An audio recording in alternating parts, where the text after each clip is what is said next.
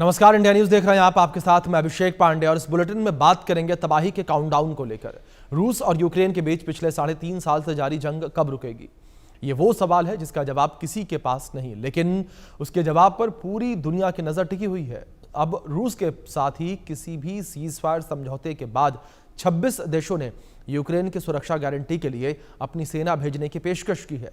France के राष्ट्रपति Emmanuel Macron ने शिखर सम्मेलन के बाद यह जानकारी दी और कहा कि आने वाले दिनों में यह पता चलेगा कि अमेरिका इसमें अपना समर्थन देगा या नहीं।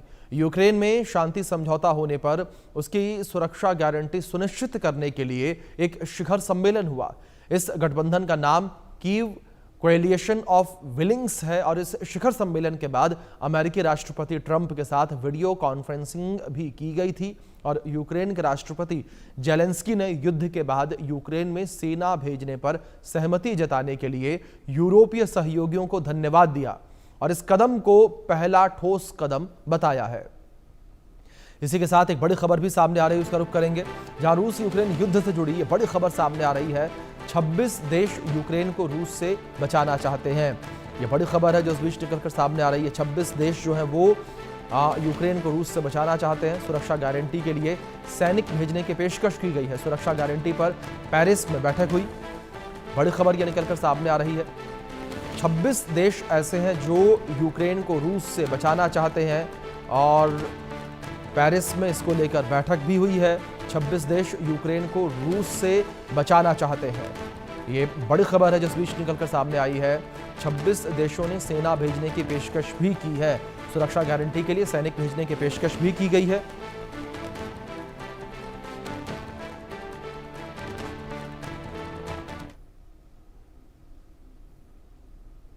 तो इस बीच एक और बड़ी अपडेट आप तक पहुंचाते हैं, जहां यूक्रेन में उतर सकती है यूरोप की सेना और यूक्रेन के राष्ट्रपति जेलेंस्की का बड़ा दावा सामने आया। यूरोप सुरक्षा गारंटी देने को तैयार है। 26 देशों से सुरक्षा गारंटी का भरोसा। 25 से 30 हजार सेना यूक्रेन भेजने का प्लान है। ये बड़ी खबर जिस बीच निकलकर सामने आ रही है। तो यूरोप सुरक्षा गारंटी देने को तैयार है। 26 देशों की सुरक्षा गारंटी का भरोसा। 25 से 30 हजार सेना यूक्रेन भेजने का प्लान है। तो यूरोप से सेना यूक्रेन पहुंच सकती है। ये बड़ी खबर एक जो निकलकर सामने आई है।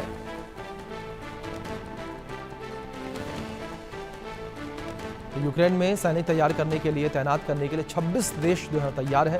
तो किस तरीके से पूरा मामला, युद्ध विराम के बाद यूक्रेन में सैनिक तैनात करने के लिए 26 देश तैयार है। सुरक्षा गारंटी के लिए 26 देशों ने सेना भेजने की पेशकश की है और 26 देश यूक्रेन को रूस से बचाना चाहते हैं। तो 26 देश जो है वो एक साथ आए हैं। ज़मीन, समंदर और हवा में यूक्रेन की रक्षा करेंगे। 25 से 30 हजार सैनिक जो हैं वो शांति सेना का हिस्सा होंगे। दशकों तक यूक्रेन को सुरक्षा गारंटी मिलेगी। सुरक्षा गारंटी पर पेरिस में बैठक हुई है और यूक्रेन के लिए सुरक्षा गारंटी पर चर्चा की गई है। सुरक्षा गारंटी सुनिश्चित करने के लिए पश्चिमी देशों का सम्मेलन हुआ। गठबंधन का नाम कीव कोएलिशन ऑफ विलिंग्स रखा गया है। यूरोपीय देशों ने यूक्रेन के लिए सिक्योरिटी फॉर्म बनाने का भी फैसला लिया है। सिक्योरिटी फोर्स बनाने का फैसला जो है वो भी इस बीच लिया गया है। तो ये एक बड़ी जानकारी जो है निकलकर सामने आ रही है। तो यूक्रेन के लिए सिक्योरिटी फोर्स बनाने का फैसला भी लिया गया है। तो यूरोपीय देशों ने यूक्रेन के लिए सिक्योरिटी फोर्स बनाने का फैसला लिया, जिसके तहत 25 से 30 हजार सैनिक जो है वो यूक्रेन में तैनात किए जाएंगे। शांति वार्ता के बाद, सीजफायर के बाद यूक्रेन में शांति स्थापित रहे, यूक्रेन की जो सीमाएं हैं वो सुरक्षित रहें, उसके लिहाज से ये जो तैनाती है वो कही जा रही है, उसके लिहाज से ये होगी ताकि यूक्रेन में स्थिरता लगातार बरकरार रहे। इस विषय पर बातचीत करने के लिए हमारे साथ दो खास मेहमान जुड़े हैं, उनका परिचय मैं आपसे करा दूं। हमारे साथ retired major general Shashi Asthana ji जुड़े हैं रक्षा विशेषज्ञ के तौर पर। हमारे साथ निपुण आलम बयान जी जुड़े हैं, विदेश मामलों के जानकार हैं। आप दोनों मेहमानों का बहुत स्वागत है। इस चर्चा की शुरुआत सबसे पहले निपुण जी से मैं करना चाहूँगा। निपुण जी, जिस तरीके से 26 देश इस वक्त एक साथ नजर आ रहे हैं रूस के खिलाफ, क्या आपको लगता है कि इसका दबाव रूस के ऊपर पड़ता हुआ नजर आएगा और रूस जो है वो पीछे हटेगा और सीज फायर के लिए पुतिन मानेंगे? नहीं, देखिए, निश्चित रूप से दबाव तो बनता है, प्रभाव तो पड़ता है, लेकिन देखिए रूस को ये पता है कि अगर मैं इस प्रकार के दबाव में आकर और अपना कोई भी डिसीजन लेता हूं तो आगे आने वाली जो भी डिसीजंस हैं उन पर भी इम्पैक्ट देखने को होगा। और देखिए, आप इस बात जानिए अभिषेक जी जब ये वॉर शुरू हुआ था, यही तो वॉर था कि नाटो का मेंबर हमें नहीं बनने देना है, क्योंकि जैसे ही आप नाटो का मेंबर बनेंगे, यूक्रेन को बनाएंगे, तो इस प्रकार का दबाव फ्यूचर में भी रशिया के ऊपर होगा। और रशिया इसी वजह से तो लेकर फाइट कर रहा है। रशिया की जो फाइट है वो यही वजह, यही कारण है, और कोई कारण नहीं रशिया की फाइट का। रशिया की फाइट का वजह है कि कल को नाटो के सभी देश यूक्रेन के माध्यम से मेरी सॉवरेंटी को, मेरे इंटरेस्ट को कहीं ना कहीं ब्लॉक करेंगे, रोकेंगे। तो आज कहीं ना कहीं जो उस प्रकार की कंडीशंस लगाई जा रही है कि 26 देश हम खुलकर जो है यूक्रेन के साथ में हैं, तो ये कहीं ना कहीं क्या है कि आपको दबाव बनेगा, और ये बात निश्चित है। मुझे ऐसा लगता है कि ब्रिटेन हो, फ्रांस हो, ये सभी देश जो हैं एक लंबी वॉर को लड़ने के लिए फिर आपको रेडी भी कर रहे हैं। इस प्रकार के उनके स्टेटमेंट में देख रहा हूँ, ब्रिटेन ने पहली बार आज से कुछ दिन पहले कहा, ब्रिटेन ने, कि हमको अपनी पूरी डिफेंस जो एबिलिटीज को इंक्रीज करना होगा, अपने हॉस्पिटल को बेटर करना होगा, ताकि हमारे यहाँ पर अगर कोई युद्ध की सिचुएशन आए तो युद्ध की सिचुएशन में हम उसको क्या कर सकें, हैंडल कर सकें, बेटर तरीके से लेके चल सकें। यही बात अभी हम देखें फ्रांस ने की, तो फ्रांस ने ये तक कहा कि केवल हमारे सैनिक के लिए नहीं, बल्कि अगर कोई बाहर के सैनिक भी अगर हमारे यहाँ पर आते हैं तो उनके लिए भी हमको क्या होगा, तैयार करना होगा। तो ये जो चीजें आपको लगातार देखने को मिल रही है यूक्रेन नाटो कंट्रीज की ओर से या वेस्ट ब्लॉक की ओर से, निश्चित रूप से रूस को तनाव में देने वाली होंगी। लेकिन ये बात भी फैक्ट है कि रूस इनके दबाव में इस प्रकार से आने वाला नहीं है। जी ठीक है शशि जी, दूसरी ओर अगर बात की जाए इन सैनिकों को लेकर, तो ये 25 से 30 हजार जो सैनिक हैं वो सीधे युद्ध में शामिल नहीं होंगे। इन सैनिकों की भूमिका को आप किस तरीके से देखते हैं? क्या भूमिका इस युद्ध के माहौल में इन सैनिकों की होगी? देखिए, ये मुर्गी और अंडे वाली बात है कि कौन पहले आया। जी, सीधी सी बात है, ये लड़ाई बंद हो ही नहीं रही है। ये तो जो बातचीत चल रही है, ये है लड़ाई बंद होने के बाद की, कि पीस कीपिंग फोर्स में हम ये लोग डालेंगे, जो कोएलिशन ऑफ विलिंग है उसमें हम अपने सोल्जर्स को कंट्रीब्यूट करेंगे एज पीस कीपिंग मिशन। अब इस चीज में दो विशेष प्रॉब्लम। सबसे पहले रूस ने, जैसा कि को पैनलिस्ट ने बताया, रूस की बेसिक लड़ाई यही है कि वही नाटो वहां नहीं आना चाहिए। तो जाहिर है कि अगर यूक्रेन को वो लोग नाटो में शामिल नहीं कर रहे हैं, क्यों नहीं कर रहे हैं? क्योंकि विश्व युद्ध हो जाएगा। अब अगर आप सोल्जियर भेज दोगे और सोल्जियर मर गए, तो उसके बाद में फिर आर्टिकल 5 की प्रॉब्लम आएगी। अब उन्हें ये पता है कि ये मुसीबत जो है इसको हम सॉल्व नहीं कर पाएंगे, इसलिए ये सब बोल रहे हैं कि अभी हमने मीटिंग कर ली, मीटिंग करने के बाद जो फैसला आया है उसके बाद में अब हम जाएंगे वॉशिंगटन जी। और वॉशिंगटन को हम ये ब्रीफ करा है, वो कह रहे हैं कि हमने ब्रीफ भी करा है प्रेसिडेंट ट्रंप को, और प्रेसिडेंट ट्रंप की अब वो क्या जवाब देंगे उसके ऊपर आगे की कार्रवाई होगी। अब सवाल इस चीज का है कि अभी की हालत में जो ये बात कर रहे हैं, ये तो ये है कि उसके बाद जब लड़ाई बंद होगी, सवाल ये है कि लड़ाई तो बंद हो ही नहीं रही है, क्योंकि जब तक मेरा अपना मानना है और जो भी मैंने एनालिसिस किया है अभी तक, उसके मुताबिक जब तक रूस डॉनबास का के ऊपर पूरा पूरा कब्जा नहीं कर लेगा, तब तक ये लड़ाई बंद नहीं होगी। 30% डोनेट्स रीजन का हिस्सा भी बचा हुआ है जो कब्जा नहीं हुआ है। या तो अगर वो बातचीत से हो जाए तो बहुत अच्छी बात है, बातचीत से नहीं हो तो रूस मेंटली तैयार है कि फिर मैं लड़के लूंगा। लेकिन जब तक मैं वो नहीं लूंगा तब तक सवाल ही नहीं पैदा होता कि लड़ाई बंद हो जाए, क्योंकि रूस ने भी डोनेट्स रीजन को और डॉनबास रीजन को अपने कॉन्स्टिट्यूशन में शामिल कर दिया है। तो ये रूस की भी सोवरेनिटी और टेरिटोरियल इंटीग्रिटी के ऊपर बात वो अपने ऊपर ले रहे हैं।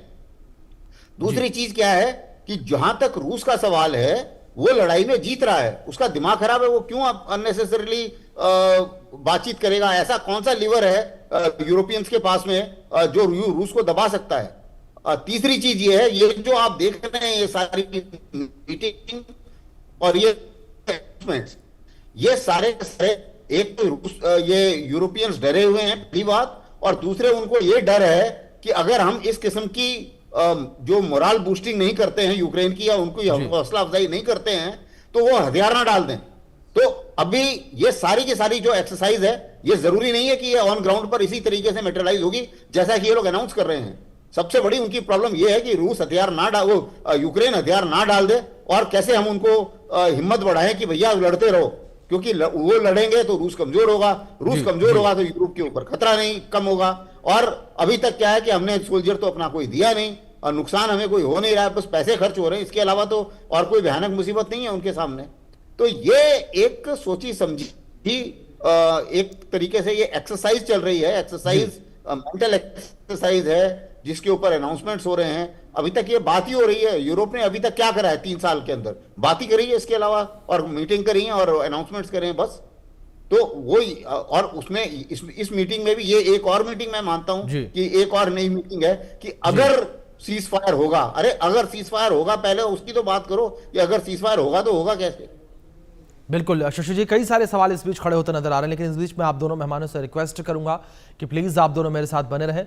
इस बीच एक बड़ी खबर सामने आ रही है, उसका रुख करेंगे, जहां रूस की यूरोपीय देशों को चेतावनी सामने आई है। 26 यूरोपीय देशों पर रूस भड़क गया है। यूक्रेन को समर्थन देने पर रूस भड़का है, ये बड़ी खबर जो इस बीच से निकलकर सामने आ रही है। 26 यूरोपीय देशों पर रूस भड़क गया है। यूक्रेन को समर्थन पर पुतिन की नाराजगी सामने आई है और कहा कि सुरक्षा गारंटी रूस को अस्वीकार्य है, यूरोपीय देशों को कड़ा जवाब दिया जाएगा, ये कहा है पुतिन ने। तो दोनों मेहमान हमारे साथ बने हुए हैं और रुख करेंगे उनका सीधे।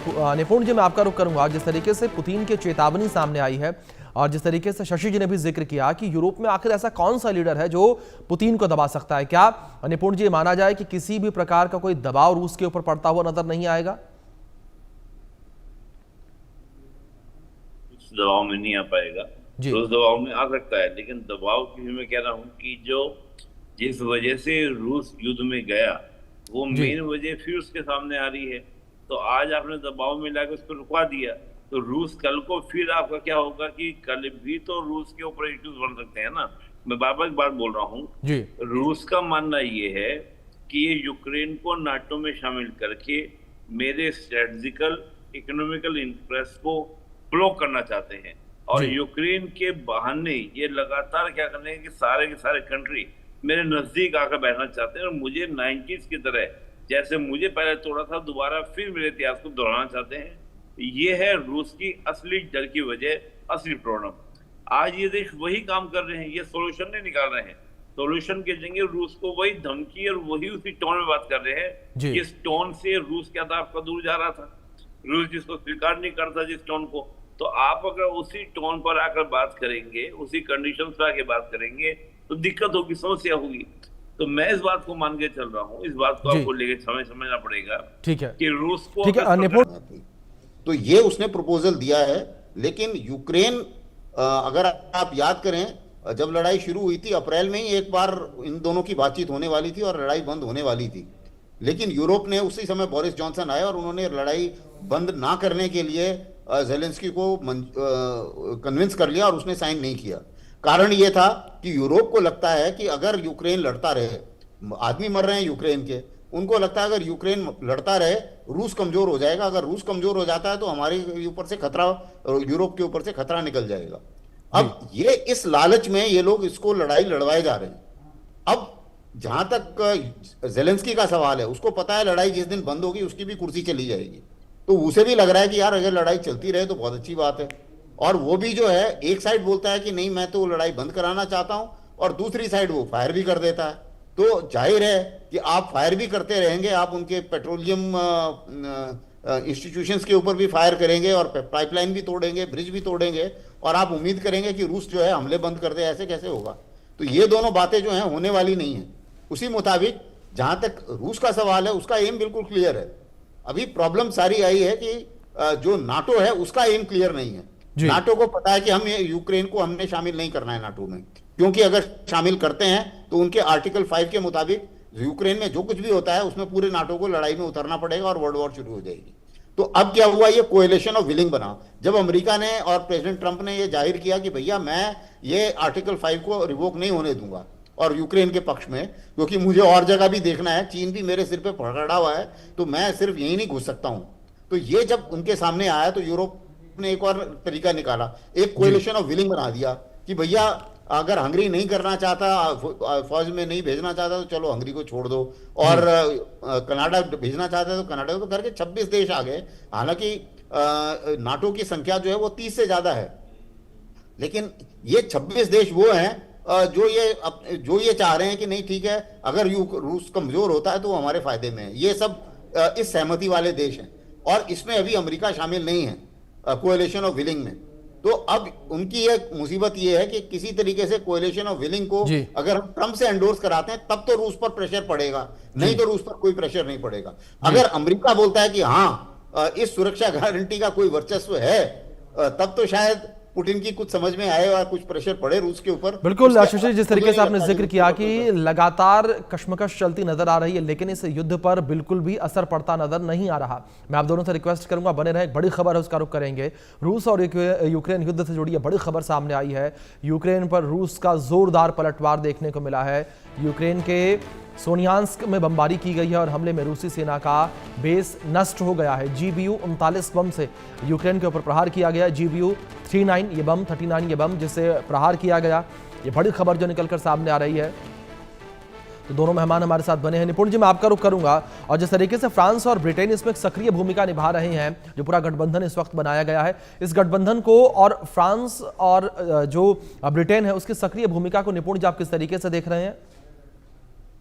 नहीं, देखिए, एक तो मैं कहूंगा, पहले तो बात हम यहाँ पे कहें कि जो भी मेरे से पहले एसएससी सर बता रहे थे, सर बता रहे थे, बिल्कुल सेवा बता रहे थे, हम लोग अंतर्राष्ट्रीय संबंधों में थ्योरी यूज करते हैं, चिकन डायनोमा गेम।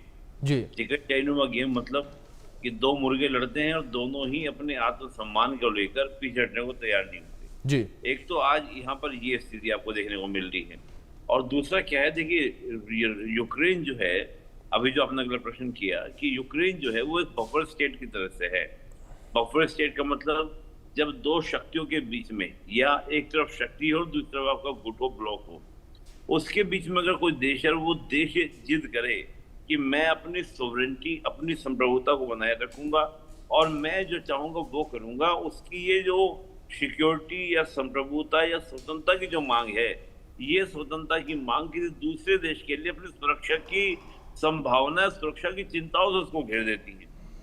रशिया की जो लड़ाई है वो है अपनी सिक्योरिटी को लेकर। उसे 90s याद आता है। यूक्रेन कहता है कि मैं एक सॉवरेन कंट्री हूं और सॉवरेन कंट्री होने के नाते मैं जो चाहे निर्णय लूं, रूस कौन होता है मुझे मना करने वाला या रोकने वाला। इस बात को लेकर यूक्रेन समझने को तैयार नहीं है कि you are a buffer state. आप नाटो ग्रुप और दूसरी ओर आपका क्या रशिया, उसके बीच में आप लोकेटेड हैं। अगर आपने हमेशा किसी भी तरीके से रशिया से दूरी बनाने का प्रयास किया तो रशिया को अपने अस्तित्व का संकट नजर आने लगता है। और यही वजह है 90 से अलग होने के बाद, जब से रशिया से यूक्रेन अलग हुआ, तो रूस ने हमेशा कोशिश की कि यूक्रेन में वो सरकार हो जो आपका एंटी वेस्ट हो और प्रो रशियन हो। ये तो इस बार जेलेंस्की के आने के बाद क्या हुआ है कि सारा क्रम टूटा। नहीं तो आपको याद होगा कि अगर हम पहली बात करें 2013 में, जब यूक्रेन का एक बड़ा हिस्सा क्रीमिया जो था वो रशिया के द्वारा जब कैप्चर किया गया था, तो कंट्रोल किया, अपने मिला लिया गया था, तो उस समय क्या था कि वहां के जो तत्कालीन प्रेसिडेंट थे वो रशिया के फेवर में आ गए थे। नहीं तो एक बड़ी आबादी क्या थी यूक्रेन की, वो कह रही थी कि ईयू को ज्वाइन करो, लेकिन रशिया ने मना किया प्रेसिडेंट। बिल्कुल निपुण जी, जो स्थितियां लगातार बनती नजर आ रही हैं, उसके बीच सभी की निगाहें बनी हुई हैं इस युद्ध पर कि ये युद्ध जो है अब आगे चलकर क्या मोड़ लेता है। क्या किसी प्रकार की कोई शांति देखने को मिलती है या पुतिन अपने हमले और तेज करते हैं? फिलहाल आप दोनों मेहमानों का बहुत शुक्रिया जुड़ने के लिए, अपना कीमती वक्त इंडिया न्यूज को देने के लिए। वक्त छोटे से